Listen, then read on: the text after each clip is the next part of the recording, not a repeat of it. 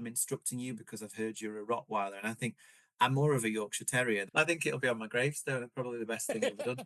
I honestly will say to any lawyer, you will learn more working in a restaurant in a week than you would 3 years doing a law degree about being a good lawyer. And I still wait tables 2 or 3 nights a week. Litigation is definitely at risk. The courts are not fit for purpose in the context of most family cases. The clients aren't interested in what the law says. I said to the client,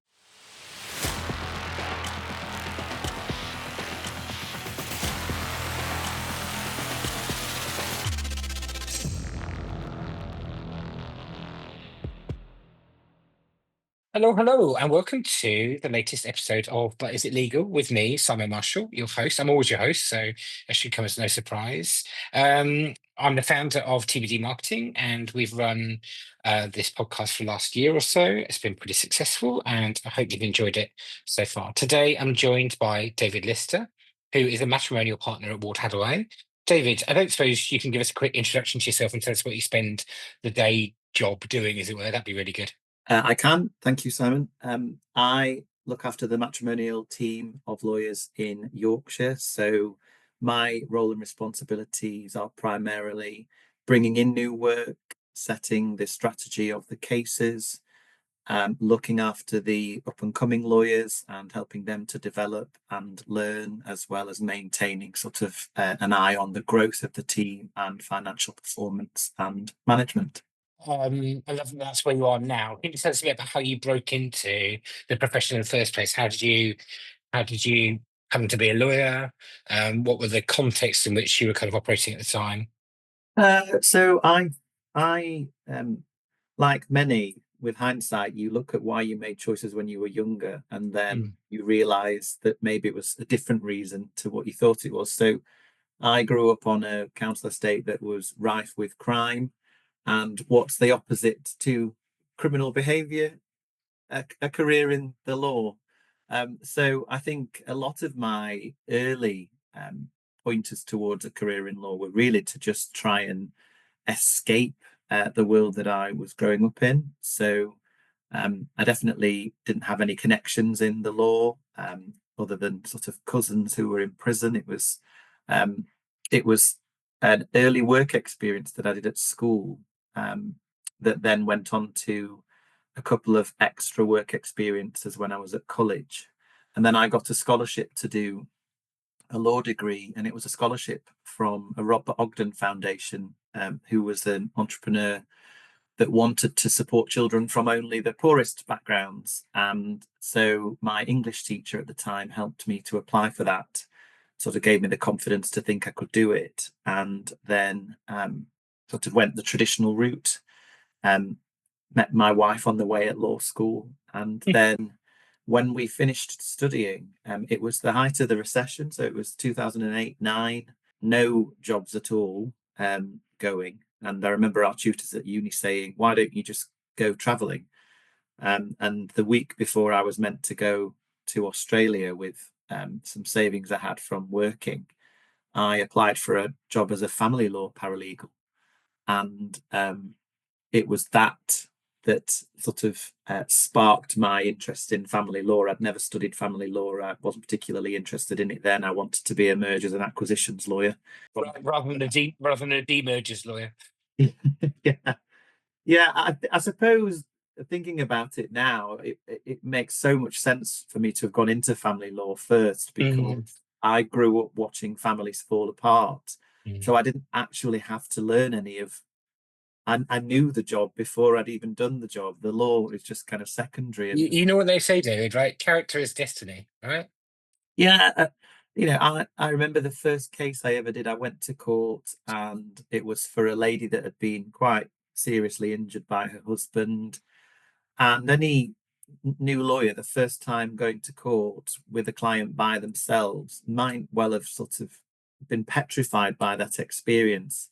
But I'd lived that growing up. I'd seen my Mm. mum be run over by a boyfriend. I'd been to visit him with her in prison as a young child. So that was all very normalized for me. So all the difficult aspects of being a family lawyer were things that I found quite easy to manage and to consider. So I think that's why I managed to progress quite quickly through to partnership, because a lot of the learning was already done. I'm sorry to hear that you had to go through that as well.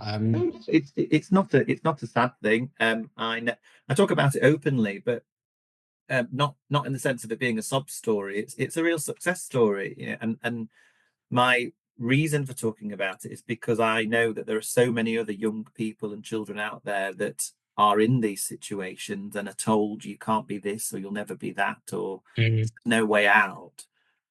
And I always think we should aspire to inspire. We should want these young people who are not obvious candidates for jobs in law and elsewhere to try and to believe in themselves. So, my story is a nice story actually, and I'm grateful for those early experiences because they taught me how not to be, and that's just as important, I think.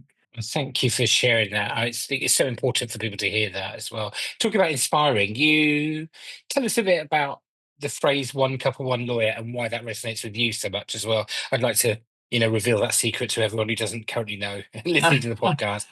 I think it'll be on my gravestone. Probably the best thing I've done. No,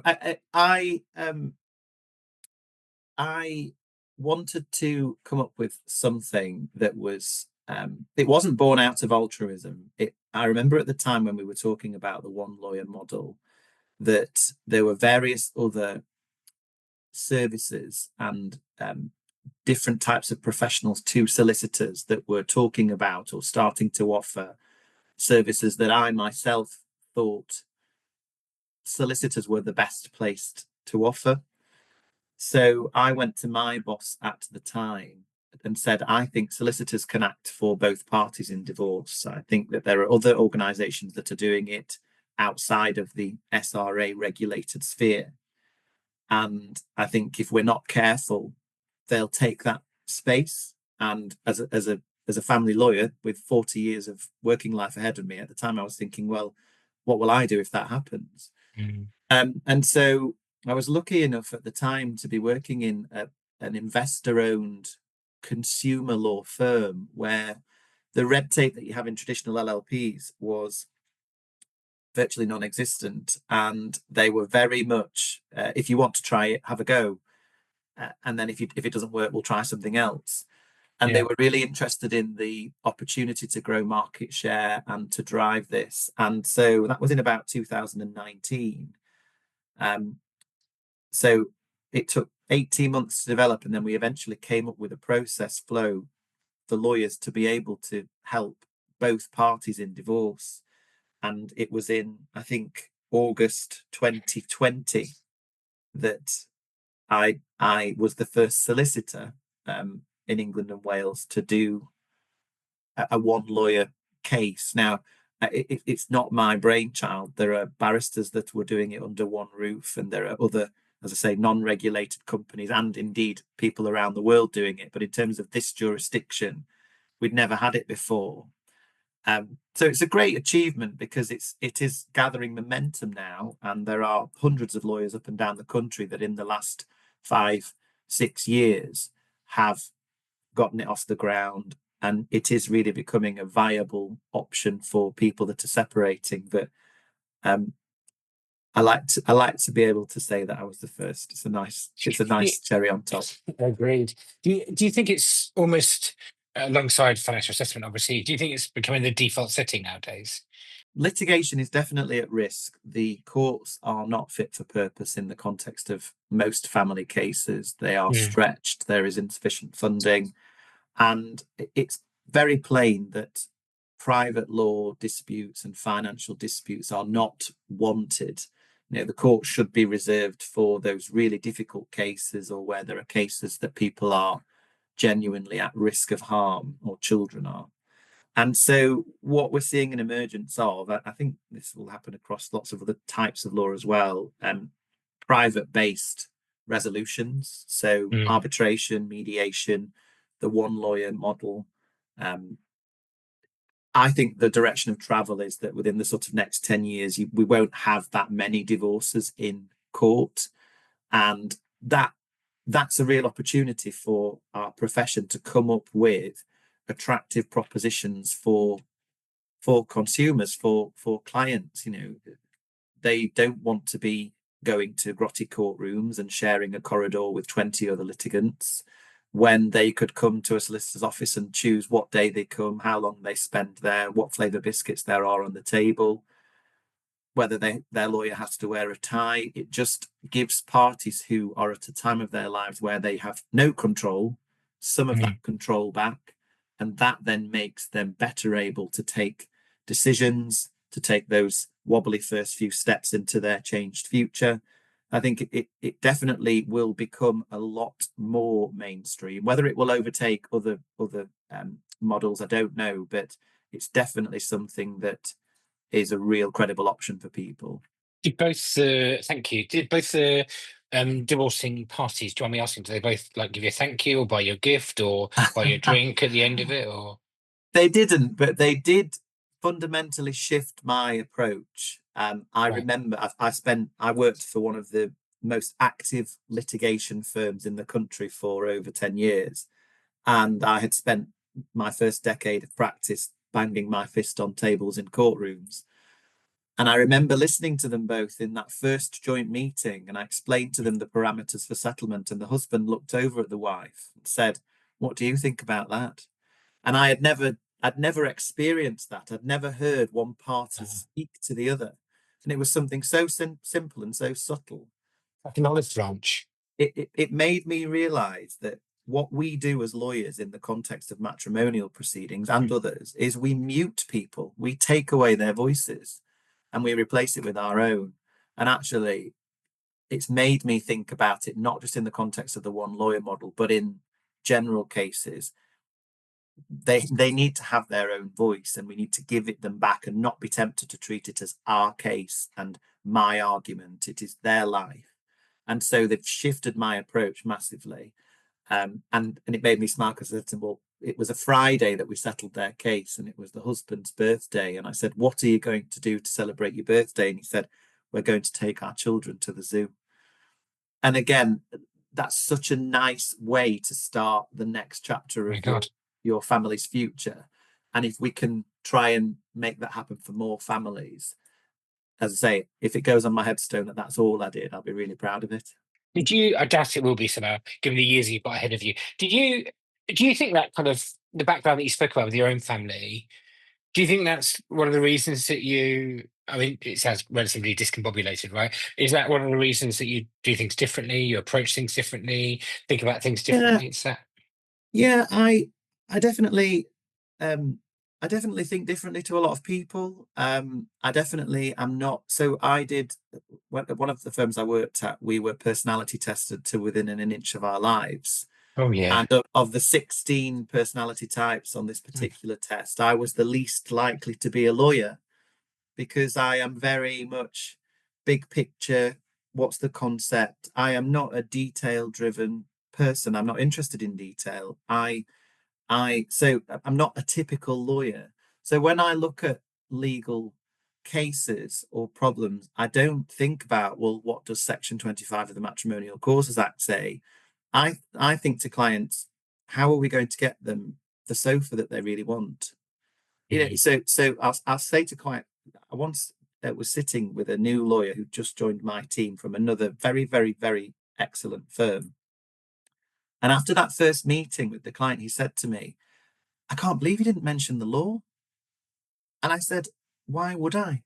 The clients aren't interested in what the law says." I said to the client, "Close your eyes. Where do you want to live in 12 months' time? What colour's the sofa in your living room?" And we visualized where she would end up. And then that enabled us to think about what stepping stones they needed to get there. They weren't interested in the application of the law. That's my job. So I think that's one of the reasons why I've had such a strong following in my career, because I don't talk to clients like I'm a lawyer. They quite often just say I'm a really expensive best friend. I like that. I mean, I we've got another thing in common, you and I, because we've both got a background in hospitality as well, right? I think yours is a bit more of a committed Yeah. position. I mean, I did it before. I did it during uni, pre-uni, and after uni a bit as well. And I think it's given me a service ethic that's quite useful. But you've tell me a bit about that. You still own something, is that right? And run it on a regular Yeah. basis? So I started as a pot washer in a rest. I had three jobs all through university, and one of them was as a pot washer in an Italian restaurant. That was 23 years ago, and I now own that restaurant. And I still work in it, and I still wait tables 2 or 3 nights a week, as does my wife. Um, and I honestly will say to any lawyer, you will learn more working in a restaurant in a week than you would 3 years doing a law degree about being a good lawyer. And I know that there are other um, eminent lawyers, far more eminent than I am, that share that view. Um, I think that we are now in a world where we can't compete on price. We can't compete with speed in terms of AI, and lots of firms can't afford the technology that's available. Where we can compete is on service. So my restaurant Mm. is not fine dining. It's not the most beautifully kitted out. It's not the fanciest menu. People come and they can relax and they go home with a full tummy and they don't feel like they've been ripped off. And then they come back and then they tell their friends about it. And it's exactly the same concept as being a lawyer. And it's exactly the same as when I was a retail manager. If you make people feel good when they're with you and you look after them, they will come back, they will spend, they will buy the extra thing. So I think we forget so often that we are a service industry. We just sell solutions, not sweaters. And so I think having the restaurant has really helped me both in terms of focusing on quality service, but also other things. It's a really tough sector, hospitality. Mm. The margins are getting smaller. You're managing chefs with big egos. You've got to be reactive. You can make instant decisions that have instant impact. And you can bring all of those things into what I do as a partner every day. And again, being an owner of a business that is in a challenging market has seen me completely shift my perspective in terms of being a partner in a law firm. Everything is very slow in law firms, and progress can sometimes feel like it's stagnated. But if you can manage three chefs on a Saturday night, you can sit in a partners meeting with 14 other people wanting to put their two pennies in it. It makes it a dream. Yeah, I think that's right. After the lockdown lifted, we went over to Bath with some friends. We're here in Bristol. We went along the towpath, and do you remember those the trepidation with which she went into those kind of first meals afterwards as well? We got chatting to this waitress and found out she was a trainee at a Bristol law firm. And I was like, why are you working on a Sunday in a thing? And she said, oh, I do that to learn how to do the law, and I do this to learn how to treat people. And it was So incredible that, but what I want to say to you, David, is she'd gone out of her way to elect to do it. Didn't even need the money, was doing it to be a better lawyer, to be a better professional. it's so right. And what I love is when the 16-year-old waiters and waitresses join us and they come and they've no idea about who they are or how to connect with people a lot of the time. And we watch them evolve into amazing young people, so they Mm. get used to dealing with people who've had one too many drinks, people who sometimes are unhappy or are unrealistic in their expectations. And we see them and we watch them learn to manage those difficult conversations. And one of the biggest things I think you can learn in hospitality, and it's one of the things that lawyers struggle with most, is when you do get a complaint. So lawyers get complaints, and their instant response if a junior lawyer gives me a file where there's a complaint, it's instantly, I didn't do that at all. It's defensive.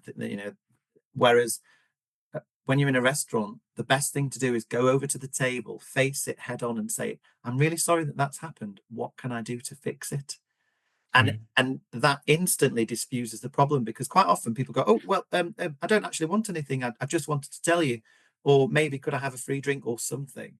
And when you learn to do that routinely, it makes those awful emails that sometimes come in from the clients that are quite often unjustified, it makes it far easier to deal with, because you can look at it and go, right, what do they actually want? How am I going to fix it? And I read a post on LinkedIn this morning actually that said somebody had been advised never to say sorry to a client. that's the worst advice you could ever have. The first thing you should say Mm. is, I'm so sorry that you feel like that. Even if there isn't actually a genuine complaint, they're expressing that they're unhappy. Apologize and say, what can we do to make it better? I think that's right. An apology is not an admission of guilt, so I think it's okay to do that. And then you hinted at it earlier. I think there's a really clever thing you said: feed them full tummy, and then they come back. And I think that idea of people being treated that way, David, is about having a lifetime value view of your clients and customers, Yeah. right? It's So not transactional. no, I got a call this week from a wonderful lady who I acted for 6 or 7 years ago. She had a terrible case. She had a daughter with special needs, a really awful ex-partner. Right. And she called me and she said, I need to tell you something. And I said, go on, go on. She said, I'm getting married. And I haven't spoken to her Mm. for years, but she said, I wanted to tell you because I remember you promising me that it would be okay. And I Mm. said, oh, well, what are they like? She said, he's wonderful. He's everything my ex wasn't. He's kind to me. And I really want to bring him to your restaurant because I remember you had a restaurant and I want you to meet him. It was almost like she was saying, I want you to vet him and tell me if he's good enough. So I think we do dip our toe into people's lives, but it's at the worst point in their lives in what I do. And I actually say to them at the end of their cases, don't forget to tell me when the good stuff comes, Oh, yeah. because that's what you help create, isn't it? And I think when they know that you care beyond your final bill, that's the difference, isn't it? That's a good experience versus a transaction.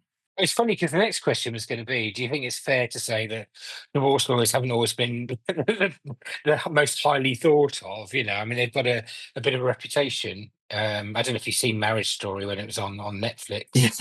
What an Yeah. incredible And do you know show. what? That film of all the films actually was a very good reflection of how some cases can unfold. And it goes back to that point I said earlier about people's voices can become lost in the process. And Mm. if I write a letter based on what my client said to me, it goes through me, then the next lawyer before it gets to their spouse.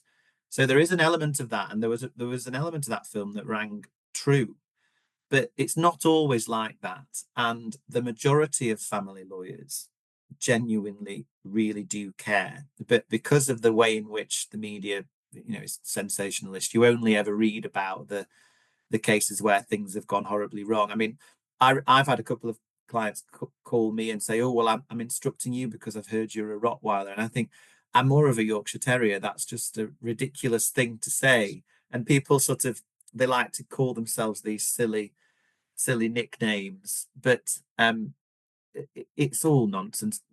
The majority of family lawyers genuinely aren't in it for the money. They want to help people. Um, and so I think they're unfairly labeled these kind of vampires when they're not. If you, just along those lines as well, just thinking about, if you could only choose one lawyer, like, to look after all of your kind of personal advice, like your own consigliere from The Godfather, right? If you had to choose one lawyer, who would it be and why? I already know the answer to this, and the reason I do is because my daughter is in part named after them. So some of the listeners maybe won't remember Ally McBeal, but in it there was a character called Nell Porter.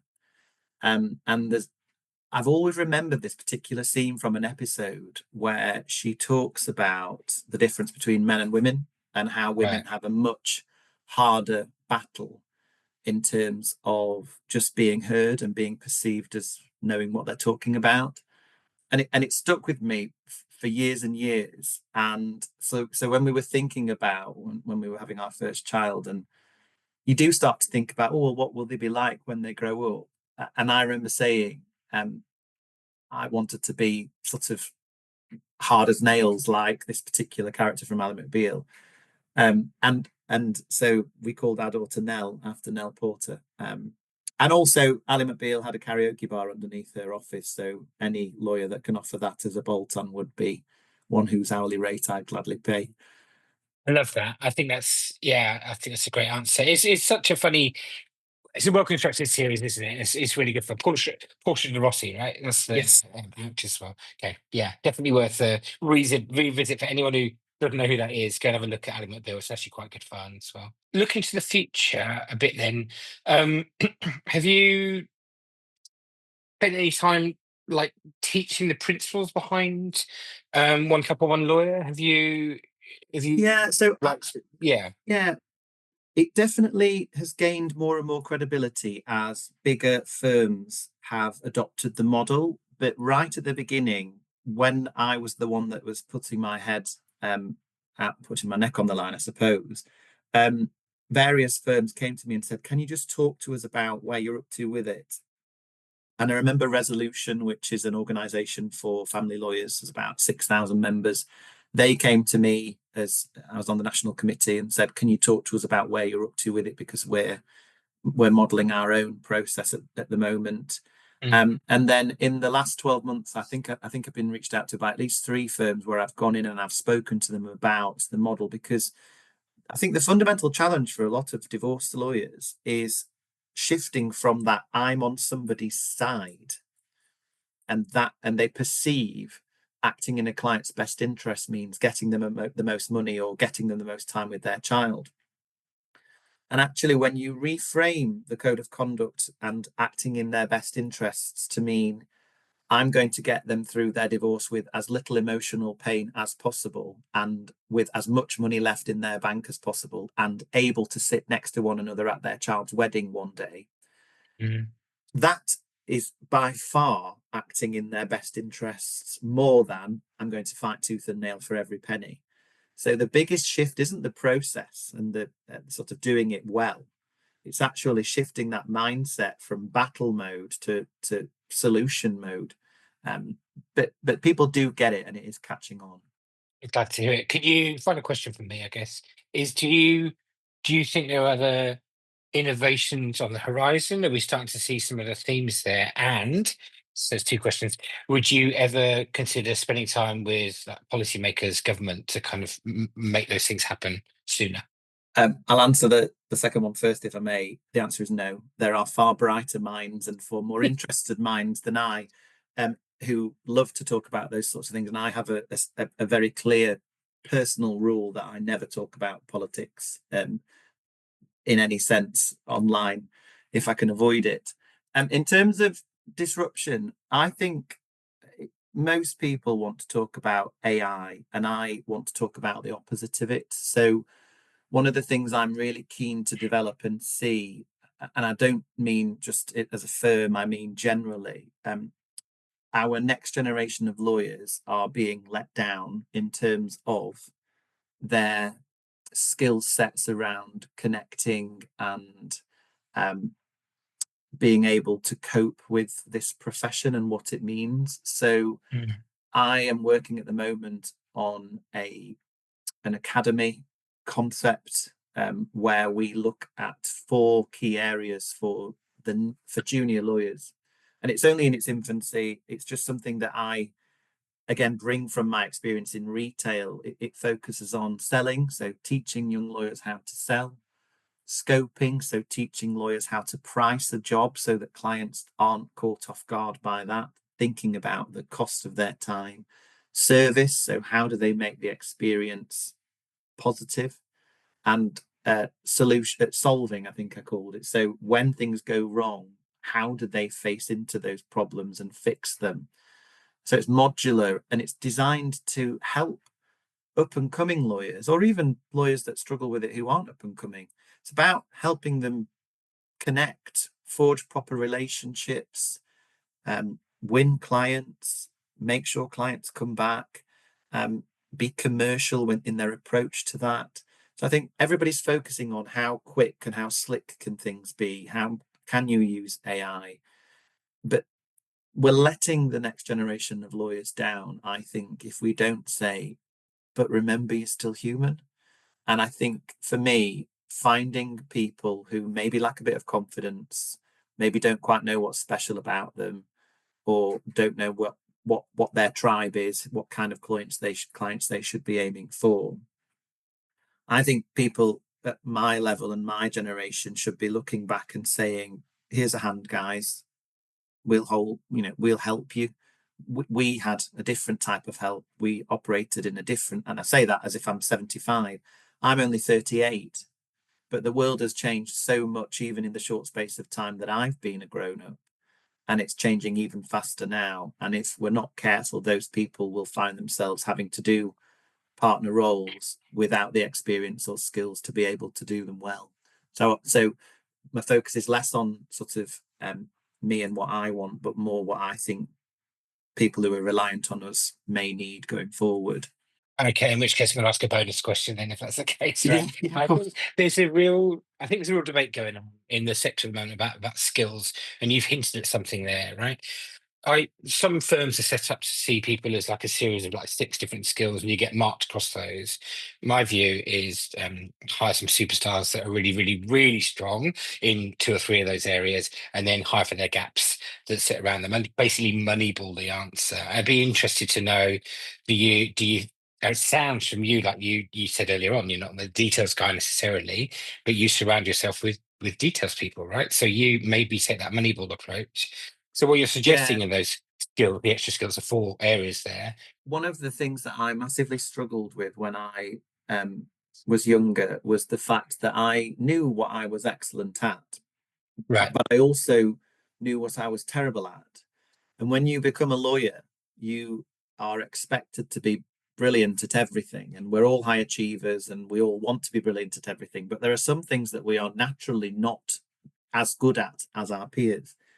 So there's no point in sending somebody that's very introvert and doesn't want to put themselves on a pedestal and isn't interested in promotion or whatever, sending them into the lion's den to try and win work if that's not what they want to do or what they're good at. And I'm not saying they can't become good at it, but some people go, we have this thing in law, don't we, where we expect everybody to want to climb a ladder or want to do certain things. And actually some people go, no, I want to be a lawyer, and I don't want to be a leader, or I don't want to be a manager, and so I think there was one firm that operated. They split their fee earners at one point, where they had sort of rainmakers or front of house concierge type roles, and then Hmm. sort of back of house legal minds.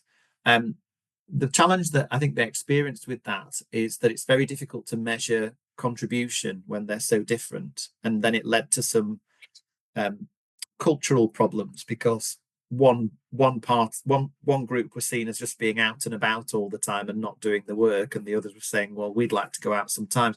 So I'm not sure there's a ready-made solution to it, but I do think, when you're a child and you have those square boards and they've got a triangle shape and a star and and I think in the legal sector we've got a square, a circle. There's so many different shapes. Let the people fit into the shape that they best fit into, and they will shine so much better because there will always be a square for every circle. And do you see what I mean? I really do. I think it's something. I think it's a challenge for the graduate recruitment teams to take on as firms, right?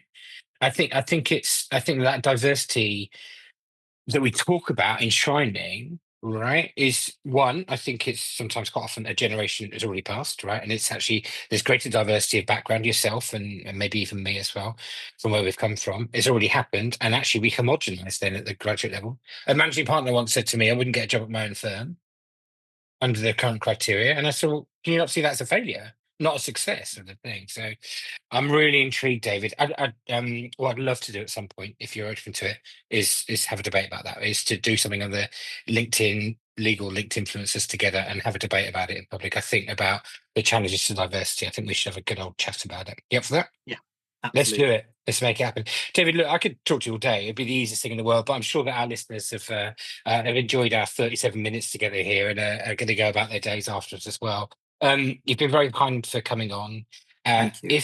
If people have listened to this and they like the cut of David's jib, why wouldn't you? Then please could you give him a follow on LinkedIn?